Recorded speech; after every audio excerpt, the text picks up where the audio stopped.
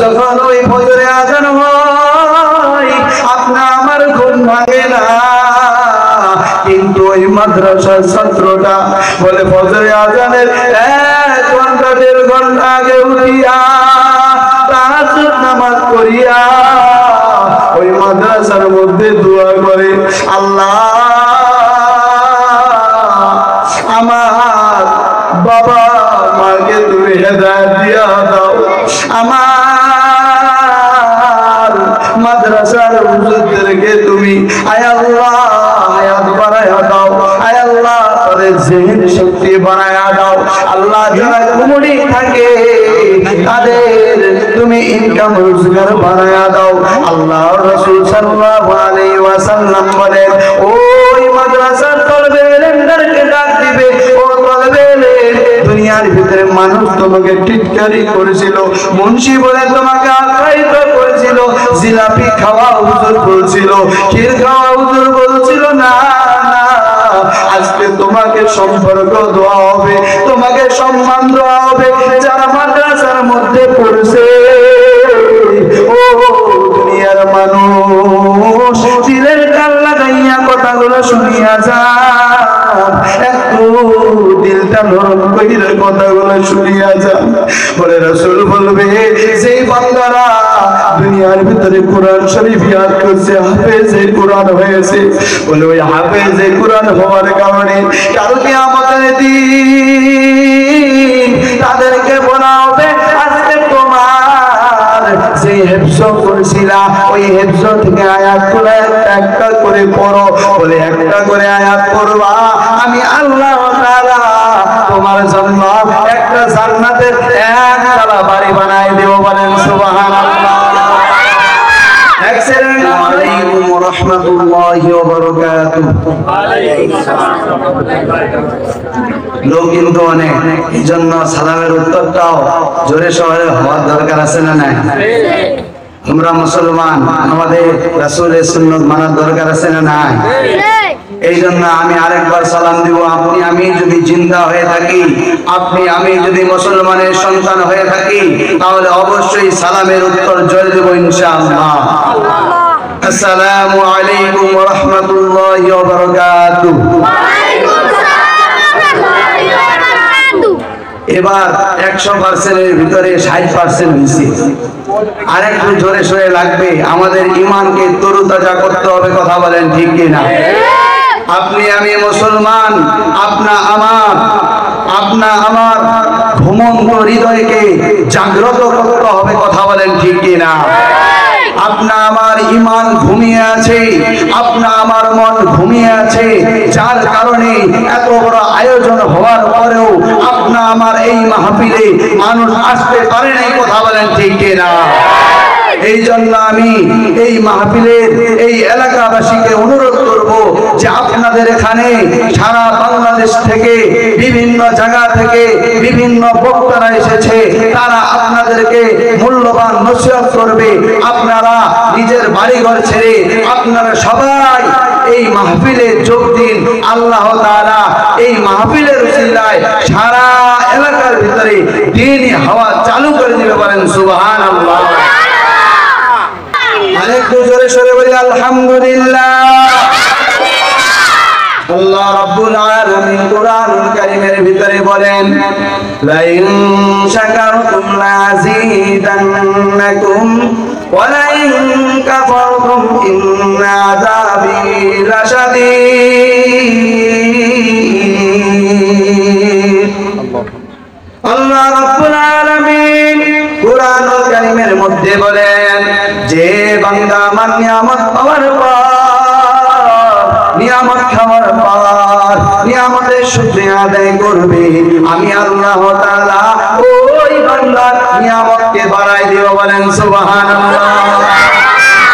আরে যেই বান্দা আমি আল্লাহ তাআলা নিয়ামত খাওয়ার পর, নিয়ামত পাওয়ার পর নিয়ামতের শুকরিয়া আদায় করবে না, ওই ব্যক্তির জন্য ওই ব্যক্তির জন্য শক্ত আযাবের ব্যবস্থা আছে। বলেন নাউযুবিল্লাহ। চিন্তা করে দেখুন আপনি আমি যদি আল্লাহ তাআলার নিয়ামতের শুকরিয়া আদায় করি তাহলে আল্লাহ আমাদের নিয়ামত বাড়ায় দিও, বলেন সুবহানাল্লাহ। আর যদি আল্লাহ তাআলার নিয়ামতের শুকরিয়া আদায় না করি তাহলে আল্লাহ তাআলা তার জন্য শক্ত আযাবের ব্যবস্থা করতে চাইছে, বলেন নাউযুবিল্লাহ। আমি আল্লাহ তাআলা এরকম কষ্টকে, এরকম আযাবকে সহ্য করতে পারবো ভাই? সহ্য করতে পারবো না। এই জন্য আল্লাহ তাআলা আমাদেরকে বলেন যে আমি আল্লাহ তাআলা তোমাদেরকে সৃষ্টি করেছি, আমার একটা উদ্দেশ্য আছে, আছে না নাই? আপনি আমি এই মাহফিলে এসেছি, আপনার আমার অবশ্যই উদ্দেশ্য আছে না নাই? আমরা যখন নিয়ত করি একটা নেক কাজ করার জন্য, বলে নেক কাজ করার এরকম নিয়ত করেছে, বান্দার পুরা হয় নাই, বলে আমি আল্লাহ তাআলা ওই বান্দার আমলনামায় একটা এরকম নিয়ত করার কারণে ভালো কাজ করলে যে সওয়াব হয়, আমি আল্লাহ তাআলা তার আমলনামায় একটা ভালো কাজ করার মতো সওয়াব রেখে দিলাম, বলেন সুবহানাল্লাহ। আরেকটু জোরে বলেন না সুবহানাল্লাহ। নাস্তিকতা নিপাত দিন ইসলাম জিন্দাবাদ, নাস্তিকতা নিপাত দিন ইসলাম জিন্দাবাদ, কোটি প্রাণী একই আওয়াজ। খোদার দই সার পাবে না, এই বাংলায় ঠাঁই পাবে না, মুসলমানরা জেগেছে আজ। জোর কদমে সামনে চলো, বজ্রে কণ্ঠে আওয়াজ তোলো, সবাই মিলে একই তালে দাও না স্লোগান, নারায়ে তাকবীর, নারায়ে তাকবীর, লিল্লাহি তাকবীর। আজকে এই বাংলার জমিন থেকে আপনি আমি উচ্চ আওয়াজে, উচ্চ কণ্ঠে আপনি আমি কোরআনের আওয়াজ সারা পৃথিবীতে ছড়িয়ে দিব, কথা বলেন ঠিক কিনা? বলে এই যে মিডিয়াগুলো আসছে, বলে এই মিডিয়াগুলোর কাজ কি? বলে একটাই কাজ, বলে আপনি এখানে আসতে পারেন নাই, বসতে পারেন নাই, আপনার আশেপাশের মানুষগুলো বাইরে আছে, তারা এরকম ইউটিউবে ছাড়বে, ফেসবুকে ছাড়বে, আপনার খালি সার্চ দিবেন, সঙ্গে সঙ্গে চলে আসবে, কথা বলেন ঠিক কিনা? বলে যখন চলে আসবে তখন আপনি আমি এই বয়ানগুলো শুনতে পারবো না ভাই? বলে এই বয়ানগুলো যখন আপনি আমি শুনবো, শোনার পরে দিল দিয়ে চিন্তা করব যে এই বয়ানগুলোর ভিতরে অনেক নিদর্শন আছে, অনেক শিক্ষা আছে, এগুলো দেখে আমার একটা উপকার হয়েছে। বলে এই একটা উপকার হওয়ার কারণে যেই ব্যক্তিরা এত কষ্ট করে এই মিডিয়ার মাধ্যমে কাজ করেছে, আল্লাহ তাআলা তার আমলনামায় একটা হিস্সা, একটা সওয়াব পৌঁছায় দিবে, বলেন সুবহানাল্লাহ। আসলে আপনি আমি মুসলমান, আপনাকে আমাকে ইবাদত করার দরকার আছে না নাই? আল্লাহ তাআলা বলেন ওমা খালাকাতুল জিন্না ওয়াল ইনসা ইল্লা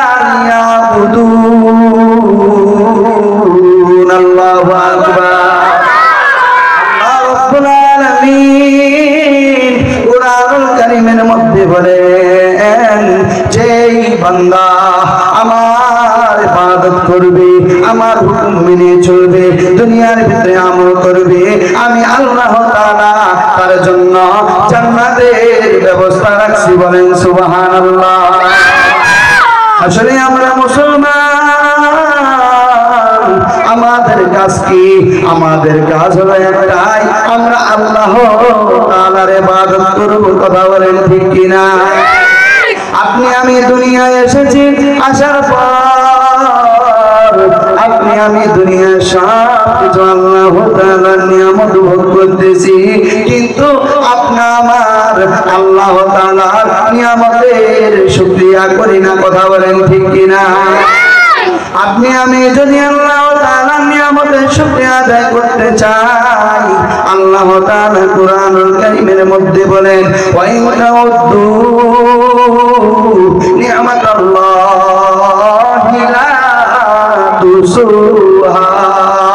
যদি কোনো বান্দা আমি আল্লাহ তাআলার নিয়ামত গণনা করতে চাই, বলে নিয়ামত গুনতে গুনতে গুনতে গুনতে বলে পৃথিবীর সমস্ত কম্পিউটার শেষ হয়ে যাবে, পৃথিবীর সমস্ত ক্যালকুলেটর শেষ হয়ে যাবে, পৃথিবীর সমস্ত মোবাইলগুলোর হিসাব নিকাশ শেষ হয়ে যাবে, কিন্তু আল্লাহ তাআলার নিয়ামতের হিসাব লেখা শেষ হবে না, বলেন সুবহানাল্লাহ। এই জন্য আল্লাহ তাআলার নিয়ামতের শুকরিয়া আদায় করার দরকার আছে না না? আল্লাহ তাআলা বলেন, হে আমার বান্দারা, আমি আল্লাহ তাআলা তোমাদেরকে দুনিয়ার ভিতরে পাঠাইছি রে বান্দা।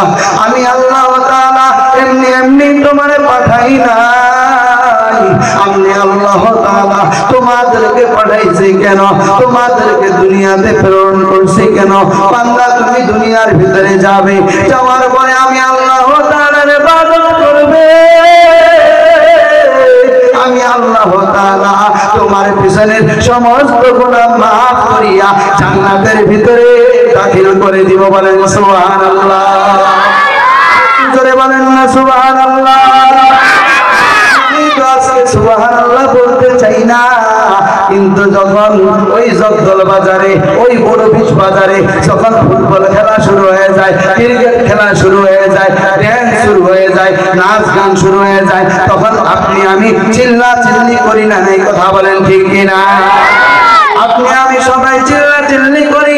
আপনি আমি চিল্লা চিল্লি করার, যেই চিল্লা চিল্লি করি, এই চিল্লা চিল্লির জবাব আল্লাহ তাআলার কাছে দিতে হবে না? না, আল্লাহ তাআলা সূরাতুল আরাফের মধ্যে বলেন, ওয়ালাকাদ যারানা লিজাহান্নামা কাসীরাম মিনাল জিন্নি ওয়াল ইনস লাহুম কুলুবুন লা ইয়াফকাহুনা বিহা ওয়া লাহুম আ'য়ুনুন লা ইবসিরুনা বিহা ওয়া লাহুম আযানুন লা ইয়াসমাউনা বিহা উলাইকা কাল আনআম বাল হুম আদাল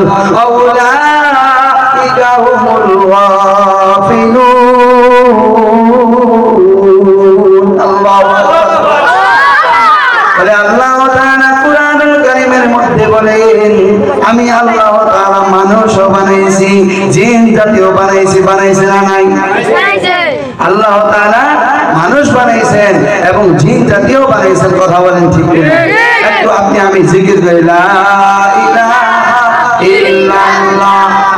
জোরে সবাই,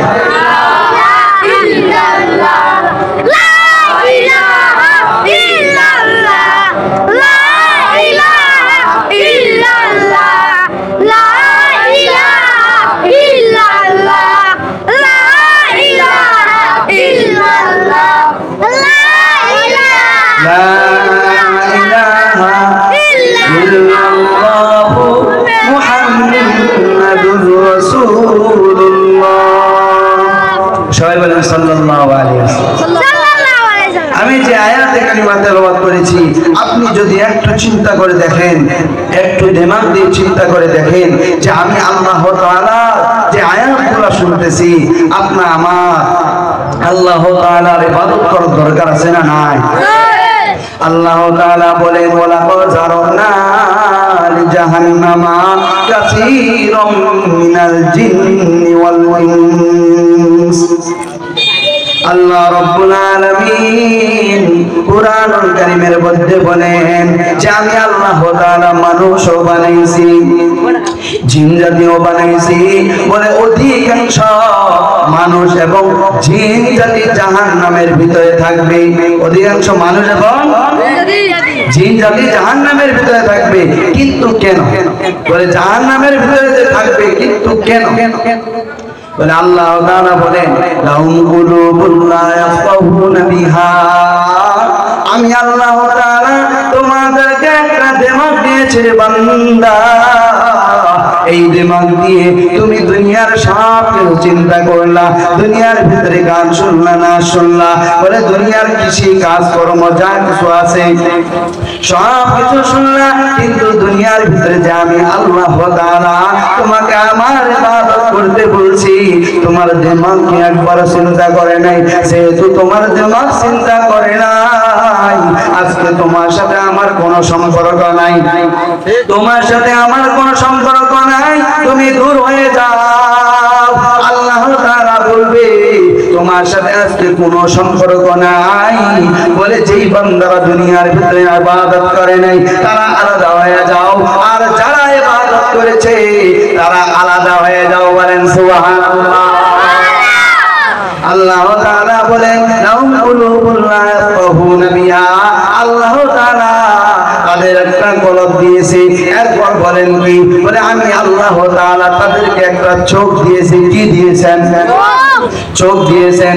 এই চোখ দিয়ে যদি আমি কুরআনুল কারীমের আয়াতগুলো দেখি, কুরআনুল কারীমের হরফগুলো দেখি, দেখার পরে আপনি আমি যদি কুরআনুল কারীম বেশি বেশি তেলাওয়াত করি, আল্লাহ তাআলা আমাদের অন্তরের ভিতরে আমলের মজা দান করবেন না নাই? আপনি আমি আজকে মাদ্রাসার ছাত্রদেরকে এরকম মহব্বত করতে চাই না।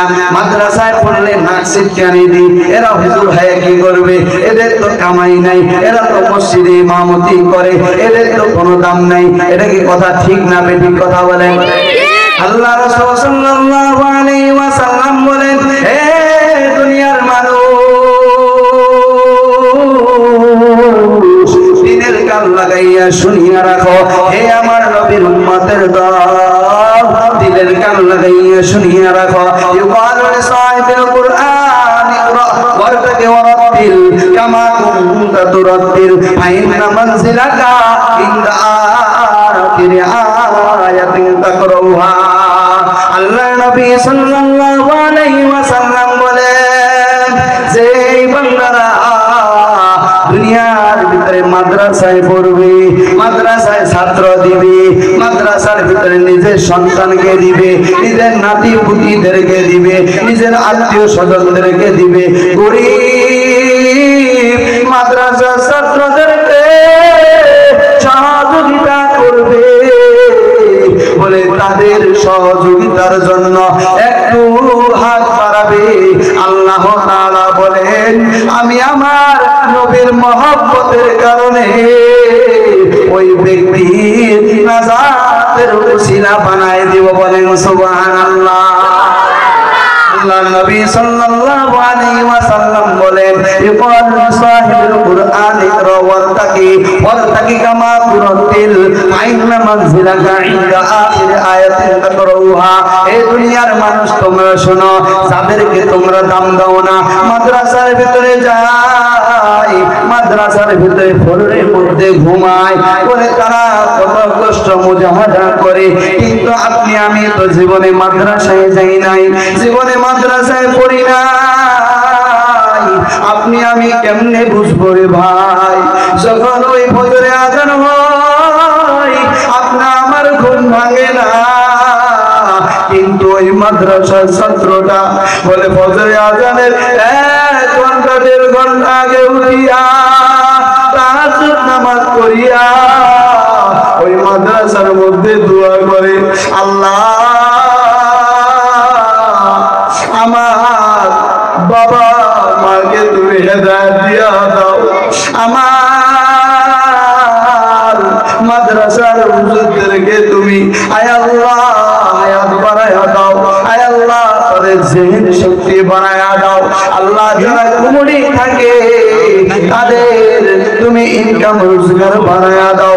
আল্লাহ রাসূল সাল্লাল্লাহু আলাইহি ওয়াসাল্লাম বলেন, ওই মাদ্রাসার তলবে ইলমদেরকে ডাক দিবে, ও তলবে ইলম, দুনিয়ার ভিতরে মানুষ তোমাকে টিটকারি করেছিল, মুন্সি বলে তোমাকে আখ্যায়িত করেছিল, জিলাপি খাওয়া হুজুর বলছিল, ক্ষীর খাওয়া হুজুর বলছিল, না না, আজকে তোমাকে সম্পর্ক দেওয়া হবে, তোমাকে সম্মান দেওয়া হবে যারা মাদ্রাসার মধ্যে পড়ছে।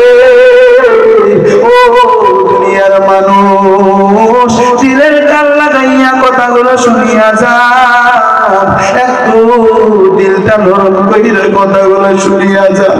বলে রাসূল বলবে, যেই বান্দারা দুনিয়ার ভিতরে কোরআন শরীফ ইয়াদ করছে, হাফেজে কোরআন হয়েছে, বলে ওই হাফেজে কোরআন হওয়ার কারণে কাল কিয়ামতের দিন তাদেরকে বলা হবে, আজকে তোমার যে হেফজ করেছিলা ওই হেফজ থেকে আয়াতগুলো একটা করে পড়ো, বলে একটা করে আয়াত পড়বা, আমি আল্লাহ তাআলা তোমার জন্য একটা জান্নাতের 1 তলা বাড়ি বানাই দেব। বলেন সুবহানাল্লাহ।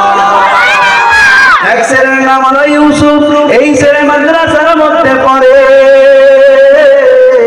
মাদ্রাসার মধ্যে যায়, মাদ্রাসার মধ্যে যখন যায় ওই ইউসুফ ছেলে যাইতে যাইতে যাইতে যাইতে হঠাৎ ঘটনাক্রমে তার পায়ের জুতা গুলো ছিঁড়ে গেছে। ছেড়ে যাওয়ার পর চিন্তা ভাবনা করলো যে আমার তো এটা সেলাই করার দরকার। বলে যেহেতু সেলাই করার দরকার, একটা মুচির কাছে যাওয়ার দরকার। মুচির কাছে যাওয়ার পর মুচিকে বলতেছে, ও চাচা, আপনি আমার যদি একটা উপকার করেন, আপনাকে আমি এক পারা কোরআন শোনাই দেব। ওই মুচি চাচা বলতেছে, বাবা, তোমার কোরআনের আমার কাছে কোনো দাম নাই, তোমার কোরআনের আমার কাছে কোনো দাম নাই।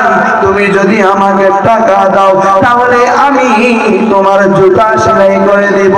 ওই হাফেজে কোরআনের মনটা অনেক খারাপ, চিন্তা করলা, আবার বলতেছে, চাচা, আপনি যদি আমার জুতা সেলাই করে দেন, আপনাকে আমি 10 পারা কোরআন শোনাবো। বলতেছে, না, এই কোরআনের আমার কাছে কোনো দাম নাই। এরপরে বলতেছে, চাচা, আপনি যদি আমার জুতা সেলাই করে দেন, আপনাকে আমি 20 পারা কোরআন আপনাকে শোনাবো।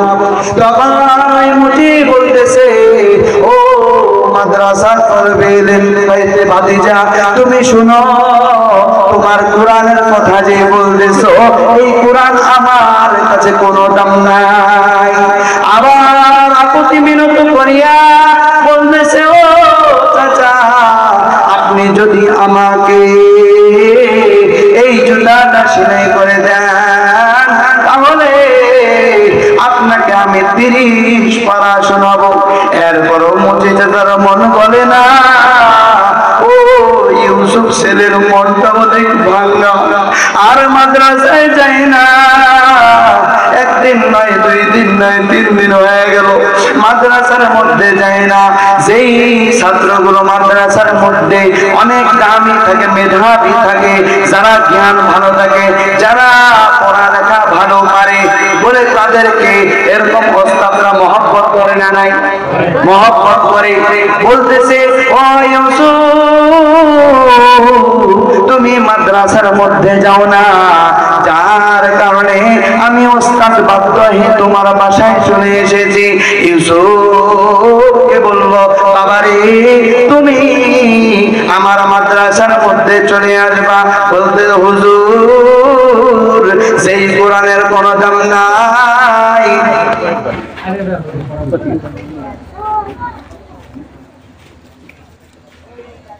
হুজুর বলতেছে, হুজুরকে ছাত্র বলতেছে, হুজুর, সেই কোরআনের কোনো দাম নাই, সেই কোরআন আমি পড়তে চাই না, সেই মাদ্রাসায় আমি যাইতে চাই না, সেই শিক্ষা আমি শিক্ষিত হতে চাই না।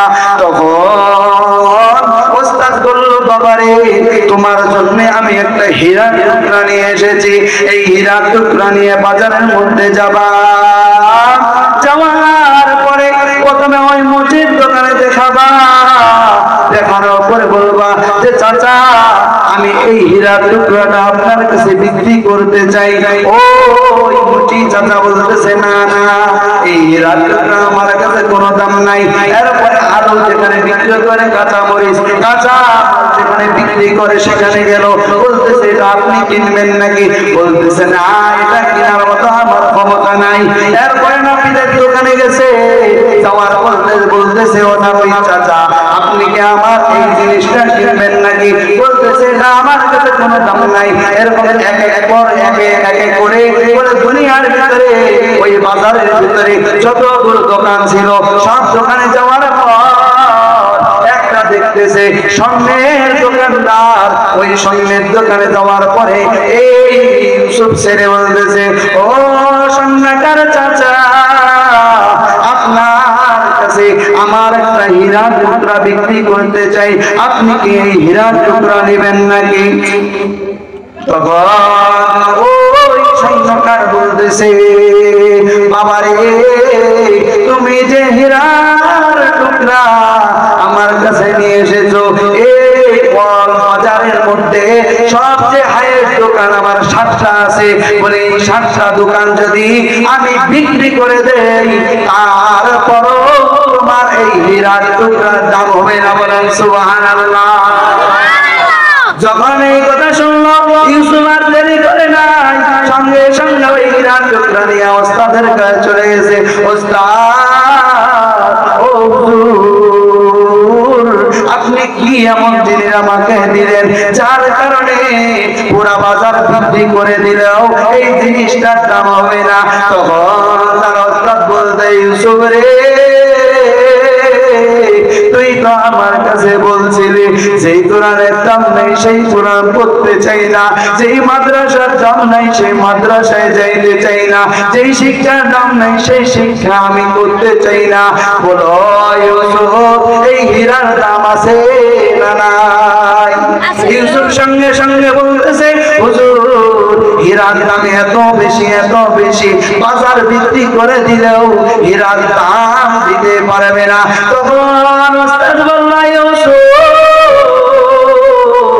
তোমাকে আজকে আমি যেই কুরআনুল কারীম মুখস্থ করাইতেছি, বলে দুনিয়ার ভিতরে মুচি তো দূরের কথা, দুনিয়ার ভিতরে পেঁয়াজ দিয়ে বিক্রি করে, আলু কাঁচামাল বিক্রি করেছে তো দূরের কথা, নাপিতের দোকান তো দূরের কথা, ইলেকট্রিকের দোকান তো দূরের কথা, স্বর্ণকারের দোকান দূরের কথা, পৃথিবীর ভিতরে যত গোল্ড আর স্বর্ণ আছে, পৃথিবীর ভিতরে যত দামি দামি জায়গা আছে, বলে সমস্ত পৃথিবী যদি বিক্রি করে দাও, তারপর এই কোরআনের মূল্য কেউ দিতে পারবে না। বলেন সুবহানাল্লাহ। তাহলে এই কোরআনের দাম আছে না নাই? যেই ব্যক্তি কোরআনের হাফেজ বানাবে, বলে আল্লাহ তাআলা বলবে, ও হাফেজে কোরআন, তোমাকে দুনিয়ার ভিতরে মানুষ দাম দেয় নাই, আজকে একটা করে আয়াত পড়বা আর একটা করে জান্নাতের তালা বানায় নাও। বলেন সুবহানাল্লাহ। যতক্ষণ পর্যন্ত তোমার মুখস্থ আয়াত শেষ হবে না, ততক্ষণ পর্যন্ত আমি আল্লাহ তাআলা এক একটা আয়াতের বিনিময়ে এক একটা বাড়ি বানাই দেব। বলেন সুবহানাল্লাহ। বলে একটা দুইটা বাড়ি হবে না, একতলা দুইতলা হবে না, বলে একসাথে যদি সে কোরআন খতম দিতে পারে, আল্লাহ তাআলা তার জন্য 6666 তারা বাড়ি বানায় দিবে। বলেন সুবহানাল্লাহ। বলে শুধু চাই না রে দেওয়া পড়ার মুসলমান, বলে যেই বান্দারা এরকম হাফেজে কোরআন হবে, তাদের বংশ থেকে যদি এরকম 10 জন মানুষ জাহান্নামী হয়ে যায়, আল্লাহ তাআলার কাছে ওই হাফেজে কোরআন বলবে, আল্লাহ, আপনি আমাকে ক্ষমতা দিয়েছিলেন যে আল্লাহ, দুনিয়ার ভিতরে ফ্লোরের মধ্যে ঘুমাইছি, মাদ্রাসার মধ্যে পড়ছি, আল্লাহ তোমার কাছে অত কিছু আমি চাই নাই, আল্লাহ তোমার কাছে আমার একটা আবদার, যে মা নিজে না খাওয়াইয়া আমাকে মাদ্রাসার মধ্যে টাকা পাঠাই দিছে, খাবার পাঠাই দিছে, ওই মাকে জাহান্নাম চলে যাবে, আমি হাফেজ সাহেব কিভাবে সহ্য করবো রে আল্লাহ? আপনি আমার মাকে যতক্ষণ পর্যন্ত জান্নাত দিবেন না, ততক্ষণ পর্যন্ত আমি জান্নাতে যাব না। বলেন সুবহানাল্লাহ। বলে যতক্ষণ পর্যন্ত হাফেজ সাহেব জান্নাতে, হাফেজ সাহেবের মাকে জান্নাতে নিবে না, কতক্ষণ পর্যন্ত জান্নাতে তার মা যতক্ষণ পর্যন্ত জান্নাতে যাবে না, ততক্ষণ পর্যন্ত সে যাবে না। এরকম করে এরকম বাবাকে নিবে, নিজের ভাইকে নিবে, নিজের দাদাকে নিবে, দাদিকে নিবে, নানিকে নিবে, নানাকে নিবে, শ্বশুরকে নিবে, শাশুড়িকে নিবে, এরকম 10 জন ব্যক্তিকে জান্নাতে নিয়ে যাবে। বলেন সুবহানাল্লাহ। আরেকটু আপনাদের কাছে সময় চাইতেছি, আপনাদের এলাকায় বহুত মসজিদ আছে, মাদ্রাসা আছে, আপনারা যদি একটু নজর দেন, একটু যদি তাদেরকে একটু সহযোগিতা করেন, আপনাদের মাদ্রাসার ভিতরে হাফেজে কোরআন হবে না? না। এই যে মসজিদ, এই মসজিদে শুক্রবারের আমি কথা শুনেছি, আমার মামায় নামাজ পড়ে, মুস্তাফিজুর রহমান, উনি নামাজ পড়ে আমাকে বলছে যে মামা ভাগিনা, আমার মসজিদে আলহামদুলিল্লাহ মসজিদ পুরা কানায় কানায় ভর্তি হয়ে যায়। তো আমি তো আপনাদের চক্রাভিজা মাদ্রাসার আল্লাহ তাআলা গৌতম হিসাবে আমার আমাকে খেদমতে রাখছেন। তো আপনাদের কাছে আমার আবদার, এত বড় আয়োজন করছেন, আপনারা যদি মাহফিলে না আসেন, এরপরে অনেক বড় বড় আলেম আপনাদের সামনে আলোচনা করবে, আপনারা যদি না শুনেন কে শুনবে ভাই? তো আপনাদের কাছে আমার আবদার, এই যে সামনে চক্রাভিটা মাদ্রাসা আছে, এই পাশে মহিপাড়া মাদ্রাসা আছে, আমি কোন মাদ্রাসার বিরোধিতা করি না। যেই মাদ্রাসা আপনার কাছে পছন্দ হয়, সেই মাদ্রাসা আপনার কাছে ভালো লাগে, সেই মাদ্রাসায় আপনার ছাত্রকে দেন, আপনার ছাত্রকে এলেম শেখান। যদি এলেম না শেখান, আপনি আমি বলে জান্নাতে যাওয়া আপনার আমার জন্য কষ্ট হবে না? নাই, অবশ্যই কষ্ট হবে। আপনার আমার এখানে ফুলের বাগান হয়েছে, ফুলের বাগানে যদি পানি না দিই, ওই ফুলের বাগান টিকবে ভাই? টিকবে না।